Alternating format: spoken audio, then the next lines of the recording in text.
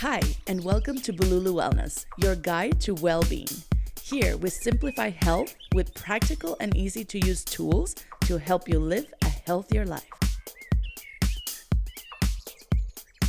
Hi, everybody, and welcome to Bululu Wellness. I am super honored and excited to interview the next person today.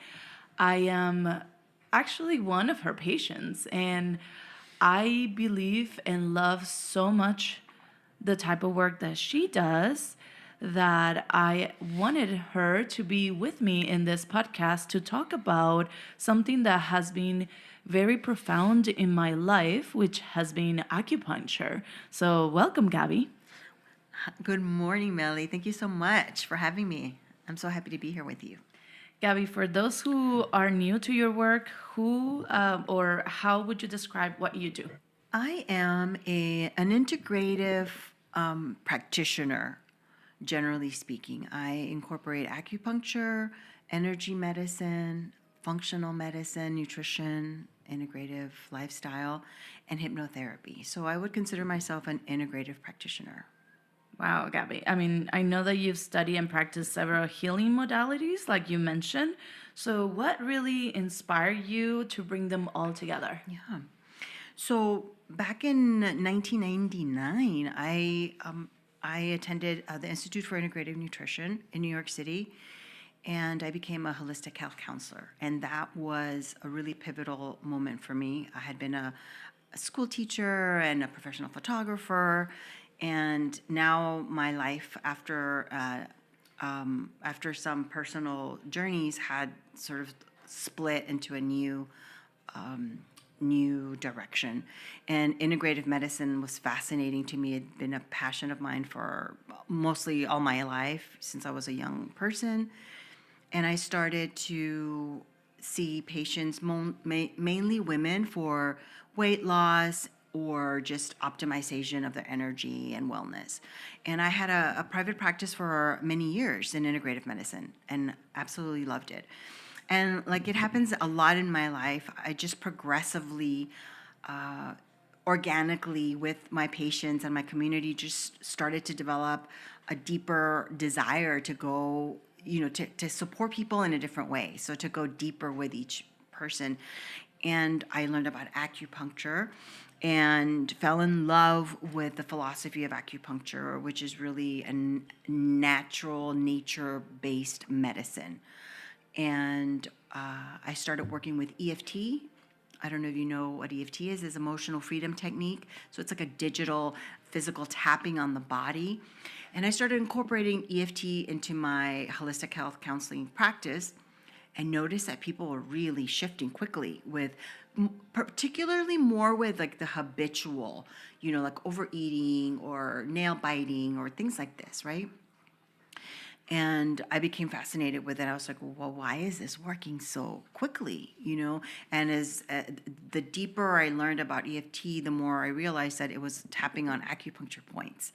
And I became fascinated with acupuncture and started to learn about it and fell in love with it. Fell in love with the whole philosophy, and it's a complete medical system that incorporates acupuncture, herbal medicine, nutritional specific alchemy, herbology, and energy movement. So it's a really complete, sophisticated medical system, and that's how acupuncture came into my life. That's amazing. So you as a practitioner believe that things should be more integrative in a practice. Like it sounds like you are applying acupuncture, you're also applying tapping of what you're mentioning. So everything is coming into more an integrative approach, and you're as a practitioner, but also sounds like as a human. Absolutely. And I don't feel like that I had to do that. It was just like I said, it was an organic process for me. Mm-hmm. Just I did one thing and did really well with that and had a lot of success clinically, and then I just organically, sort of it just moved me in that direction where I wanted to help people come out of pain, which is what I specialize in with my acupuncture practice. I'm a pain specialist. So, Gabby, acupuncture was very meaningful to me because it came to my life at a point where I was dancing a lot. I was into fitness, more intense fitness at the time. I was traveling nationwide, teaching a ton of classes, and I thought I was being mindful of my body. But there was a point in my life where I really had a horrible back pain. And actually, they did MRIs. They were giving me a lot of medication. Nothing was solving it. I was sitting also on a work desk for 8 hours. Plus, I was doing all my activities. And somebody in a city called San Luis Obispo in California told me, you might want to try acupuncture. And I just didn't believe it. But the minute I stepped into that practitioner's office, she just looked at me and said, I know what muscle might be tense, and I'll be able to help it relieve it with some electric acupuncture. And I can tell you that I never swear. And as soon as she put that needle in the QL muscle, it was like, it was so painful for me. But at the same time, after the hour session, I was able to move again. I did not feel the pain. So it was that immediate in my life. Have you seen those cases that is that immediate? Absolutely. It can be immediate. We don't like to advertise for immediate results because people can sometimes, think that it's kind of a little bit magical, and it is not. Acupuncture is a medical modality. Like a lot of other medical modalities, you need a series of treatments because usually people aren't getting out of chronic pain immediately with one. It can happen for sure. Yeah. I love that. So let's dive in a little bit more about acupuncture. Can you really explain in simple terms? Because sometimes a lot of people don't know what acupuncture is, how acupuncture works in the body, and why it is considered an energy medicine. Right. So acupuncture. So I'm just going to walk you through how I would walk a client in the clinic. So when we insert a tiny needle into the skin, that is registered as a microtrauma in the central nervous system. And immediately your central nervous system is releasing really powerful opiate-like chemistry, which is why acupuncture is used so often for pain management. And it's also releasing powerful neurotransmitters and hormones like norepinephrine and dopamine, the feel-good hormones, which is why acupuncture is used so often for panic attacks, PTSD, stress and anxiety, all sorts of mental health issues. So in essence, the needles are simply reminding your own central nervous system to release all the chemistry that it needs to heal itself. So there's nothing on the needles. It's not magical. It's not esoteric. It's your body is simply moving blood and energy and fluids per your central nervous system, and you are self-regulating, getting back to a place of homeostasis, right? So initially, when we experience pain, we know that there has been an interruption of the natural flow of blood or energy and fluids in the body. And that can happen for many reasons. It could be emotional, psychological, it could be traumatic, right? Like we fall, something hits us, or we're so stressed that we are now interrupting our the internal rhythm of blood and energy flow. And again, the insertion of that needle reminds your own central nervous system to self-regulate. That's amazing. So you're saying that our body has the power to go back into homeostasis. 100%. That's what we have evolved to be. So for somebody who's never tried acupuncture, what they should expect in each session, because I know so many people are fearful of needles. Right. So, yeah, I know you mentioned before that you had a painful first experience. Acupuncture shouldn't hurt. It should never feel that painful. That's not like a great insertion or, it's not supposed to hurt, right? So yes, you will feel, a tiny insertion. It should last a couple of seconds. It can feel like a tingling, a numbness, or a deferred sensation somewhere else other than where the needle has been inserted. So if there's a needle sort of going near your hand, you could feel it down the arm, or if it's inserted on the upper calf, you can feel it all the way down to your foot. But that sensation should not be painful. It'll feel like an energy movement. It can feel like a heavy, like a little bit of a weight, like a heaviness, like I said, a tingling, a numbness, or a deferred sensation. But the treatment experience should not be uncomfortable. If it is, you need to communicate that to your practitioner. So it's not about more pain, more gain. That is not the philosophy. Yeah. I think of what I experienced was that I know my muscle was on spasm. So I don't think that the needle was painful itself.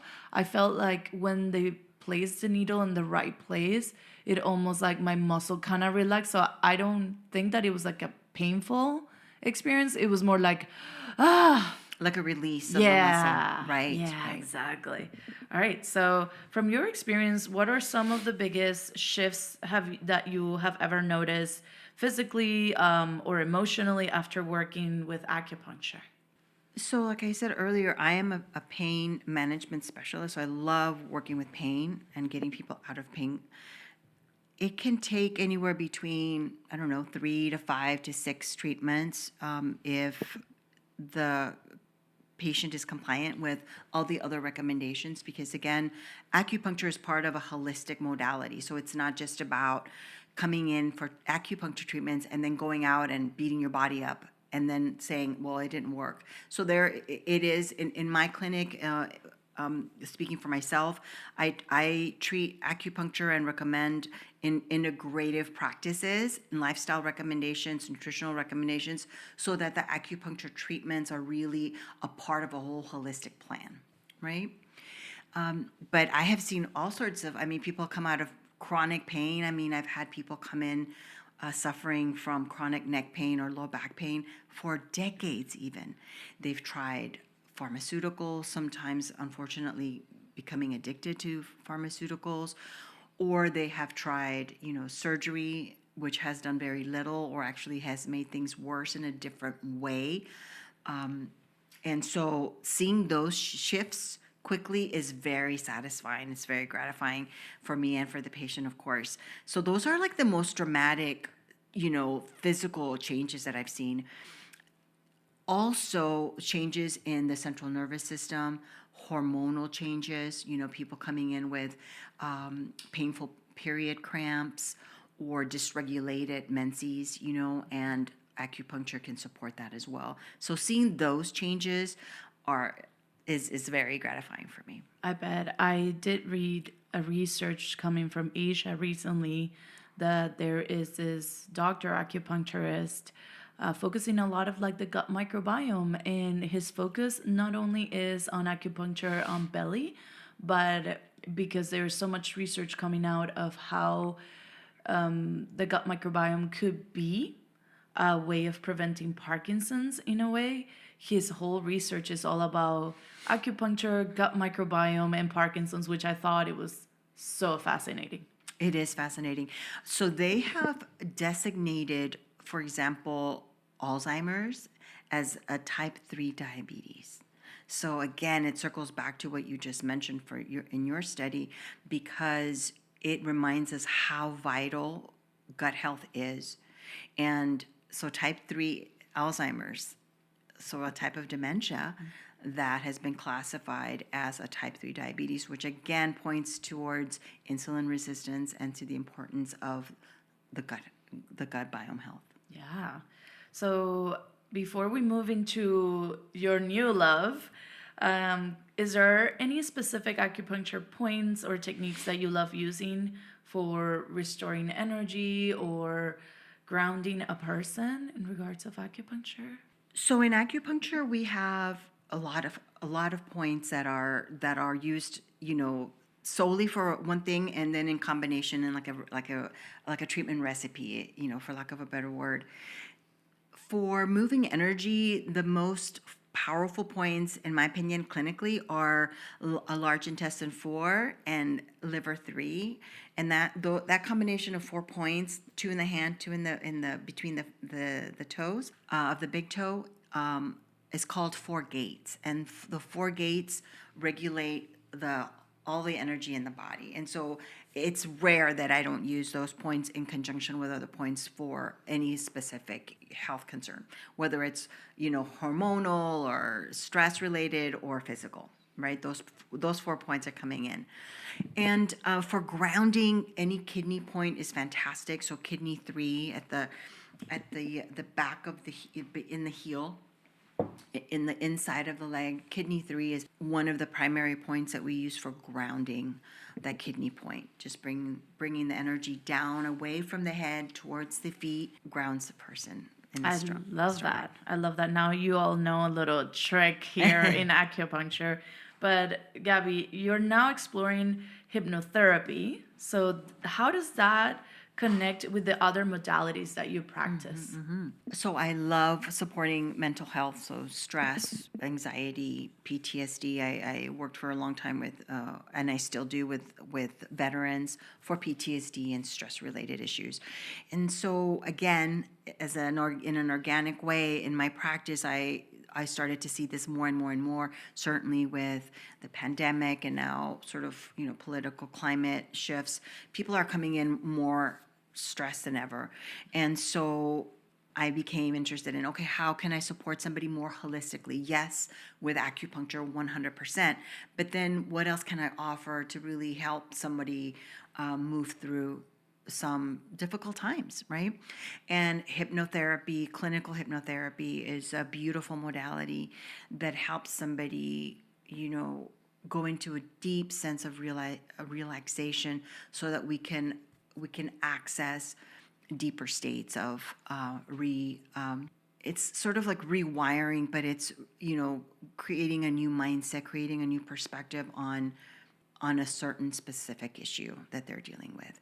And so bringing that into my clinic has now felt more complete for me, because I can not only offer energetic medicine like in acupuncture, but I can actually walk someone through a deeper session into redefining any stressful or anxiety producing issue.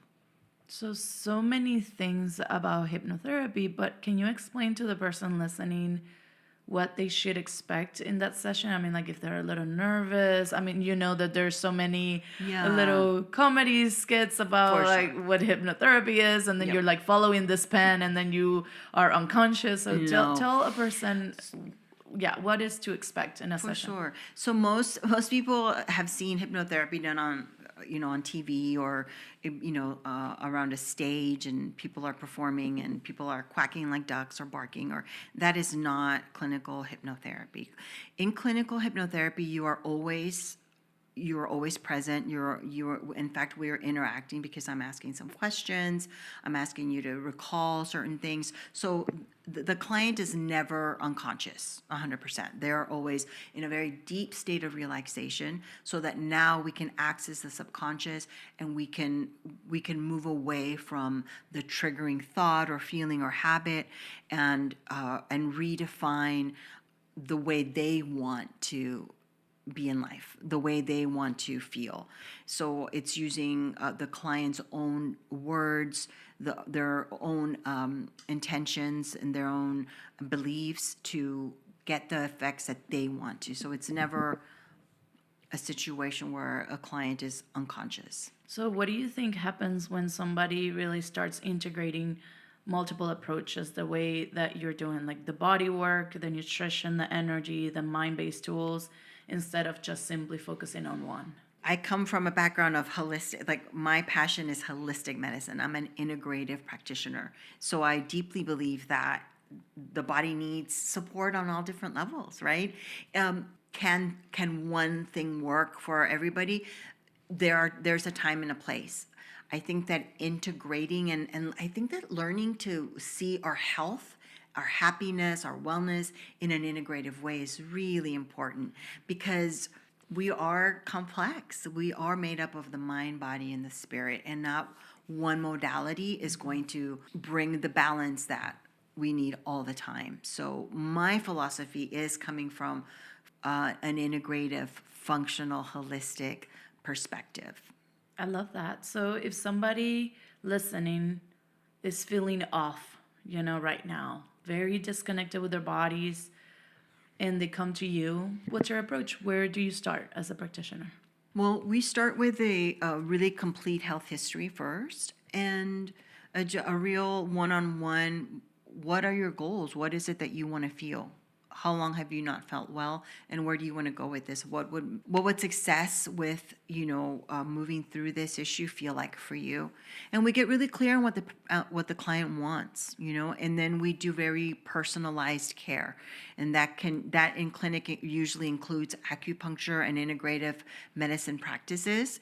And if they want to go deeper into, maybe they're stuck, maybe they have a habit, that they would like to go deeper with, or a fear or anxiety about a specific thing, then I will always recommend some hypnotherapy sessions to create a complete picture of health and wellness. But it's really not it's not a cookie cut formula. It's very personalized, one-on-one, and really listening to what the client is going through and listening to what they want, right? Some people aren't ready to do a complete 100% redefinition of everything in their lives. That can be intense. And so we meet people where they are at the moment, and we take it from there. It's very personalized. Yeah, as a practitioner, I had to learn that, right? When a person comes to you and then you see the big picture and you're like, ooh, we can do this and we can do that, and this is kind of how we fix the problem in a way. And the person's not even ready for it. That's right. And so learning as a practitioner those skills is so important. So you as a practitioner, what are some practices that you do personally that help you reconnect with your own energy and stay centered? Because that's a big deal when you are working with energy all the time. What are your personal practices, if there's anything that you can share? Yeah. Well, I have 3 foundational routines that are just absolutes for me in my life, and they have been for a while. And the first one is nutrition. I eat, non-processed, whole foods. And it's not just about eating organic, non-processed foods. It's about being connected with what my body needs at a certain time in my life. As women, of course, every human, but as women in particular, as we age and shift and change, even when we move to a different climate, our nutritional needs could require an adjustment. And so one of the most important things that I do in my life is to stay connected to what my body's asking me. And instead of getting frustrated or mad if something isn't feeling right, I try to get really curious about what it is. Like, I wonder if I need to adjust that thing that was really working 5 years ago. Maybe it needs to be adjusted. Maybe that doesn't work for me anymore. And so that the nutritional integrative aspect is the foundation of my self-care. The other thing is meditation. I would be insane if I didn't meditate. And sometimes I do great with 1 20-minute meditation in the morning. Sometimes right now I'm needing 2 20-minute sessions, because that's just where my stress levels are these days. And that's okay. So again, really checking in with what I need at that particular time. And then the other, non-negotiable is to be out in nature as much as possible with my doggies, by myself, walking with friends, being in nature with the trees, in the sunlight as much as possible is non-negotiable. I think that if I have those 3 things and, well integrated into my day-to-day, I'm doing pretty good. Sometimes I need other things, but if you're asking for the foundational 3 things, those would be it for me. Yeah, I think we match is specifically on those 3 things. Different order, but they have to happen. Yeah. They have to happen at all times. So Gabby, I love practical tools. I love whoever's listening to this is my gift to them. It's a podcast that is open to the public. And we have people from Lima, Peru, to the United States, to Ireland, to Germany listening.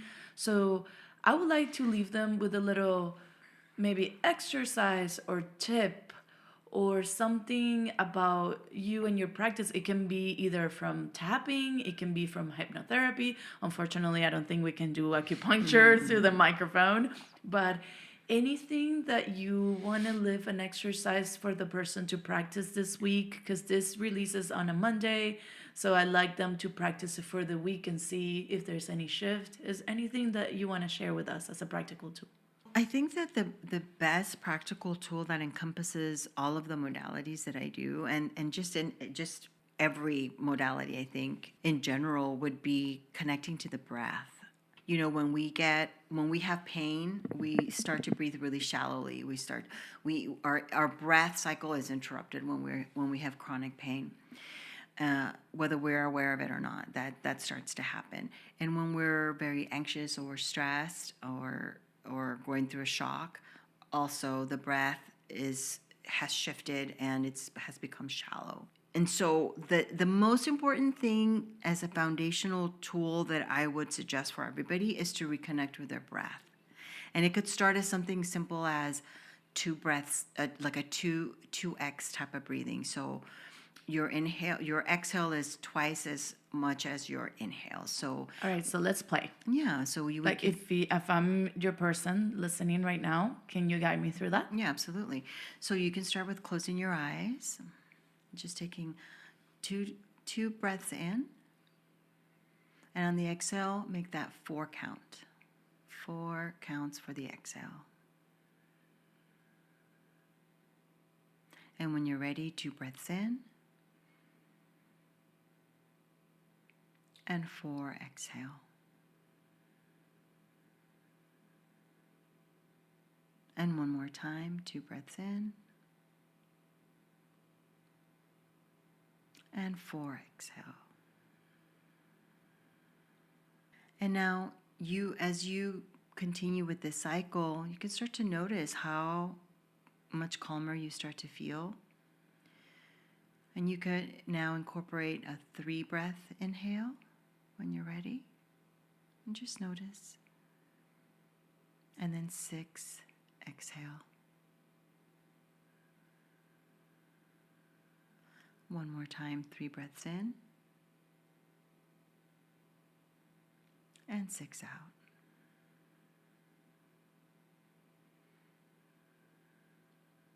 And as you continue, just notice. Notice how much your central nervous system has slowed down, how much more grounded you feel, how much your shoulders have relaxed. And when you're ready, you can take 4 breaths in, and then exhale 8.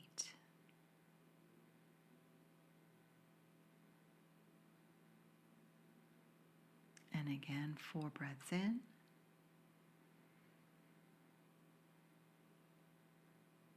And 8, exhale. Nice and slow. And start to notice the difference between when you started and how you feel now. And we can do this breath cycle, this 2x breath cycle, when we're experiencing a high level of pain or when we're anxious. And it'll really help to just bring everything down back to center. How are you feeling about that?